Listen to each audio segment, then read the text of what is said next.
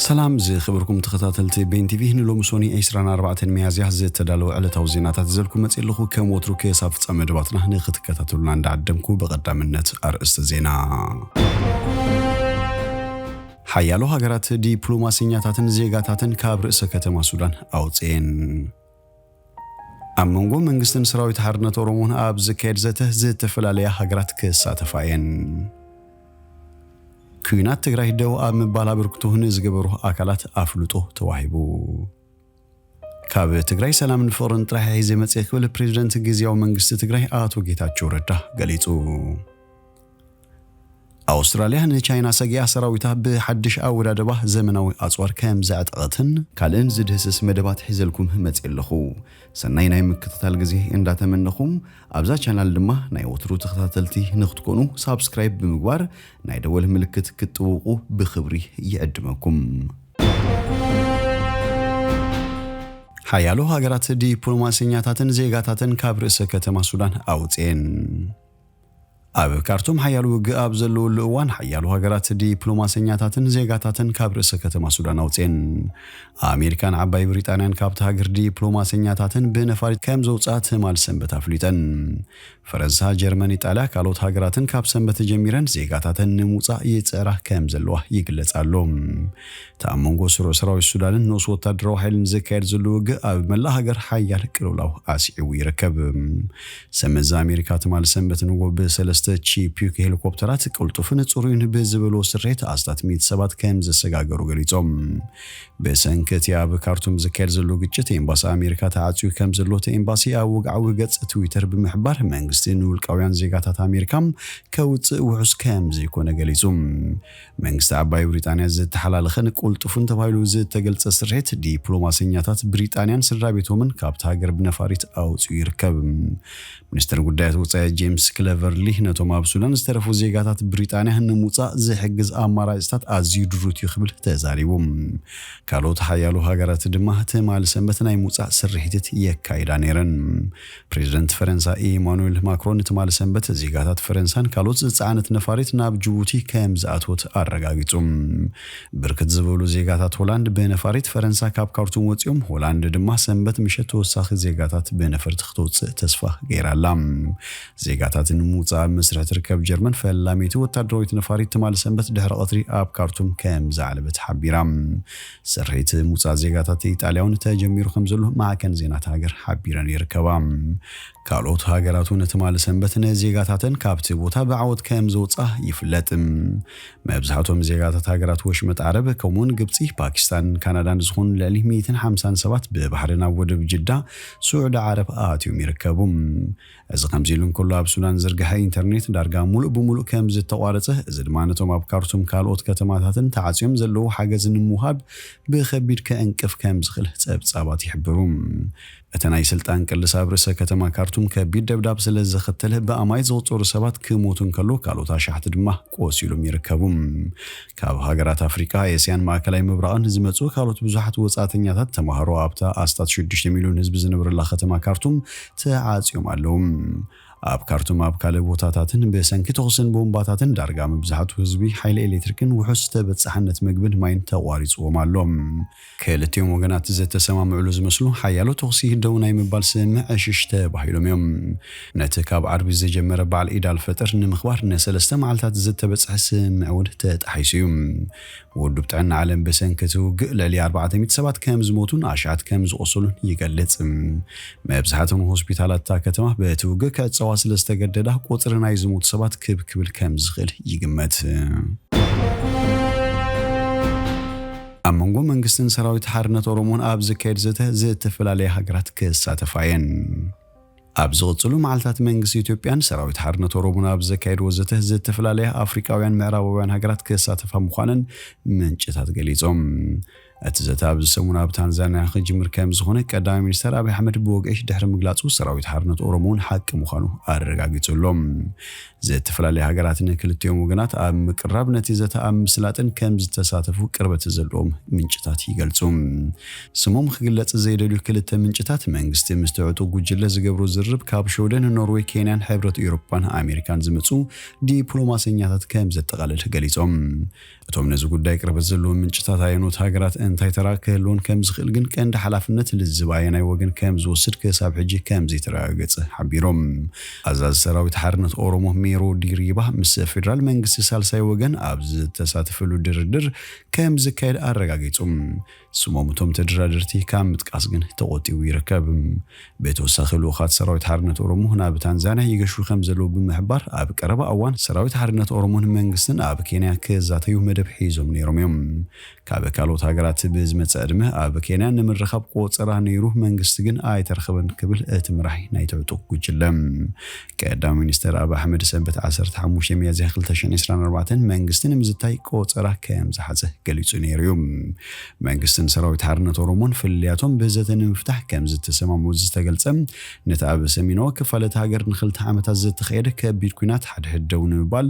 ኣብ ዝተገብረ ጻዕሪ ኣበርክቶን ዝገብሩ ኣካላትን ውልቀ ሰባትን አፍሉጦን ማህብ ኣብ አዲስ አበባ ኣብ ዝተኸየደ መደብዩ ኣብ ዝሓለፈ ዓመታት በሰንኪያ መንጎ መንግስትን ሰራዊት ሓርነት ኦሮሞን ዝተፈጸሙ ግጭታት በአሽሓት ዝወጽሩ ሰባት ኩሞቱን ከሉ ኣማይት አሽሓት ድማ ተመዛቢሎም እዮም ኩናት ትግራይ ደው ኣምባል አበርክቶን ዝገብሩ ኣካላት አፍሉጦ ተዋሂቡ تمال سنبت 23 ميازيا ኩናት ሓድሕድ ሰሜን ኢትዮጵያ በስምዕ ሰላም ፕሪቶሪያ ከዛዘም አበርክቶን ዝገብሩ አካላት ናይ ምስጋናን አፍልጦን ስነ ስርዓት ተኻይዱም ኣብቲ ኣብ አዲስ አበባ አደባባይ መሕዘነት ዝተኻየደ መደብ ቀዳሚ ሚኒስትር አብይ አህመድ ኣብ ወንበር ኮሚሽን አፍሪካዊ ሕብረት ሙሳ ፋኪ መሐመድ ፕሬዝዳንት ናይጄሪያ ነበር ኦሉሴጉን ኦባሳንጆ ፕሬዝዳንት ኬንያ ነበር ኡሁሩ ኬንያታ ፍሉይ ልኡኽ አሜሪካ ኣብ ቀርን አፍሪካ ማይክ ሃመር ዲፕሎማሲያታት ዝተፈላልዩ ሃገራትን መራሕቲ ክልላትን ተረኺቦም ኩናት የብቅዕ ሰላምና ይጽናዕ በዝብል ጭርሖ ኣብ ዝተዳለወ ስነ ስርዓት መደረ ዘስምዐ ፕሬዝዳንት ናይጄሪያ ነበር ኦሉሴጉን ኦባሳንጆ ንመራሕቲ ክልቲኡ ወገናት ሰላም ንምስፋን ዝገብሩ ጻዕርታት ኣመስጊኖም ኦባሳንጆ ላዕለዋይ ተጻዋ አፍሪካዊ ሕብረት ኣብ ቀርን አፍሪካ ብምዃን ነቲ ኣብ መንጎ መንግስቲ ኢትዮጵያ ሕወሓትን ዝተገብረ ዝመርሐ መንጎኛዩ ኣብ 2021 ነቲ መዝነት ዝተዋሃበ ኦባሳንጆ ዋላ ኣብቲ ኣዝዩ ጸጋሙ ኩነታቱን ሰላም ከም ዝምጽእ ተስፉ የነይሩ أتعودن خركب قداي مينستر أبي أحمد إن سلام استوصل ترجس قمته وساني ينيرم نتبقسو حواحتون كيل علكو أي حلفن سلام بتصادفو خلت وجنات زمت مخاون الزجلة أوبسانجو كلت يوم أكلت زبط حوس سلام ملو بملو تجبروين مقبار توساخي آتوكرو مقبار كام زدلي حبيرم ፖለቲካው ዘተ ኢትዮጵያ በቁልጥፍ ከጅምር ከም ዘለውን ገሊጾም ኣብቲ መድረኽ መደረ ዘስምዐ ሓደ ካብ ተወከልቲ አፍሪካዊ ሕብረት ብምዃን ካብ መንጎቶም ነቲ ዝመርሑ ዝነበሩ ፕሬዝዳንት ኬንያ ነበር ኡሁሩ ኬንያታ አፍሪካን ጸገማታ ናይ ገዛእ ርእሳ መፍትሒ ከተምጽእ ትኽእል ኢሎም ኣብ ወንበር ኮሚሽን አፍሪካዊ ሕብረት ሙሳ ማሕሙድ በወገኑ ኩናት ሰሜን ኢትዮጵያ ከበቀን ሰላም ክብጽሕን ተሮም ንዝጻውቱ ልቀሰባት ካላትን መንግስታትን ምስጋና አቅሪቦም ኢትዮጵያን ዋጋ ሰላም ኩናትን ትርዳያ ዝብለት ኣብ ወንበር ጎረባብቲ ሃገራት ካብ ኢትዮጵያ ከመሃራ ከም ዝግበን ብምግላጽ ኢትዮጵያን ጎረባብቲ ሃገራት ክትሕግዝ ይግባእ እንኮላይ ክብል ገሊጹ ካብ ትግራይ ሰላምን ፍቅርን ጥራሕ ዘመጽእ ክብል ፕሬዝዳንት ግዚያዊ መንግስቲ ትግራይ አቶ ጌታቸው ረዳ ገሊጹ ፕሬዝዳንት ግዚያዊ መንግስቲ ትግራይ አቶ ጌታቸው ረዳ ኣብ ዘስሙዕ መደረ ኩናት ደውን ባል ጥራሕ ዘይኮነ ሰላም ንምሓስ ኣዝዩ ወሳኒ ዝኾነ ስነ ስርዓት ምድላው ንመንግስቲ ኣመስጊኖም መልእኽቲ ሰላም ፍቅርን ጥራሕ ዘመጽእ ዝብል አቶ ጌታቸው ህዝብ ትግራይ ሰላም ከሰፍንና ብናይ ቀደም ህይወቱን ምላስን በር ድምጽ ጥይትን ምስማዕ ድሌት ፍጹም ከም ዘይብሉ ገሊጹም ደማዊ ኩናት ኢና ኣሕሊፍና ብዙሓት ኣማይት ኣሽሓት ኣኽፊሉና ኣሎ ድሕሪ ምባል ተስምዕ ሰላም ንኽኽተም ቀዳሚ ሚኒስተር አብይ አሕመድ ዝወሰዱ ድፍረት ዝተመልኡ ውሳነታት ከየነኩ ክሓልፍ ኣይክእልን ኢሉ መቕረበይ ዝረኸብኩም በኣማይት ኣሽሓት ዝወጸሩ ተመዛበልቲ ኣለዉ ተመዛበልቲ ናብ ቤቶም ክምለሱ ኣለዎም 4 ዓመት ካብ ቤት ትምህርቲ ሪኦም ዝጸንሑ ክምለሱ ይደልዩ ምስ ጎረባብቲ ክልላት ዓፋርን ኣምሓራን ግጭት ክህሉ ኣይግባእን ንሱ ሲኹ ቀዳሚ ሚኒስተር አብይ ኣብ ካልኦት ከባቢታት ሃገር ንዝራዩ ግጭታት ብድፍረትን ስፍሕ ብዝበለ ኣረኣያን ከም ዝፈትሑ ተስፋ ገብር ኢሉ نحنا ونزين معوات زكالنا نمغوار دلوات مهلاونا الرقاقت سلكم يلوم نمنكسي فيرال بموكالابتي مدرخ قال زسمع مكتل قداي منستر قدات وطانات ودمك مكوننون اتكوينات بزح قودات كام زورد حبيروم اتقجت العلك سارا وردو تسفاتات آمهامينيوم من سيات كافلتي زي تلقحو عدا خوينوم يوم يلوم نسوسي خوان منغو فيرالاوي منغستن حوحاتن زتبتسها سمع بزي زخونا مترطار كتقبر يقبا قبل آبتسل سرعات تزاريبو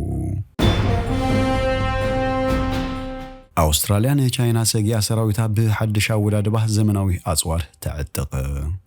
أستراليا يمكن خلع عمان محيال بقلطف تسرح خمزة حدا سند استراتيجي مكل خالت هاجر أرديوم أستراليا تمسرح خطك لا تفزر لي تلوك أن مغنات بتشاينا زلوا سقات كاب جزينا بجزي إن عبي مخانو تسندي ذا قسم أستراليا ببحريز تخبت مخان نطري أب زمن ميسائل أخول وحسنت كبا كم زي كل بمتنقع كهنة هاجر زمتن زمن أو سراويت مكل خال مهنات زي لابو مخانو يلتم منقصت هاجر أرلاي متعريات نمبر 19 بليون دولار وصاخ جبريوم تميتن 10 قصات زحز سند أستراليا دحر خال أي كوينات عالم سراويت مكل خاله نمزمان زجبرتو زعبي متعري مخانو يقلتم استراتيجيكاوي عريام مكل خال تشاينا قبل تايوان بزلوا مرقصي ابتو زوا وطري ان عبي ابز مصلوانيو زكير زلوم تشاينا لاين تخون تايوان مقوطر حيلك تقم مخانايا اتتنققم حيل بحري تشاينا هنا على مخاو حق بمصرار اب بحر دو تشاينا زبصحو غزات كم زلو مغلاص هلاوا كحيل صنيوم قدام مستر أنتوني ألبانيز نتي الرئام الكتاب زهابوريتو اتمصاب كند زغرصنا نمصا زغرصيو دحرم بالو واتات تسنت نا أستراليا زيادة كاب صقعتنينت زغلاغل زيادة دولنتن زيادة وحسنتن زغبرين يلوم تسند حيلታት أستراليا زينه رحقتنا يمتقع تخلو اب زلو اصوار كتكرو كم زمكر منستر مكلخال ريتشارد مارلس غليصوم للي 500 كيلومتر رحقتن زلو علاماتاتو بغبو زهر الميسايلات نت سراويت اگداسو مخانون منستر حبيروم منغست امريكا بزحلفه مغابيت واغوم كسابت 900 مليون دولار زبصح كروز ميسايلات نا أستراليا كشيت مصداقو يذكر زي خبركم تخطاتلتي بين تي في نلو مزبلنا يوم سنادونا ابزو ودينا لنا مسانا سلتصنحكم بلبنا مسجن ببزلخمو سلام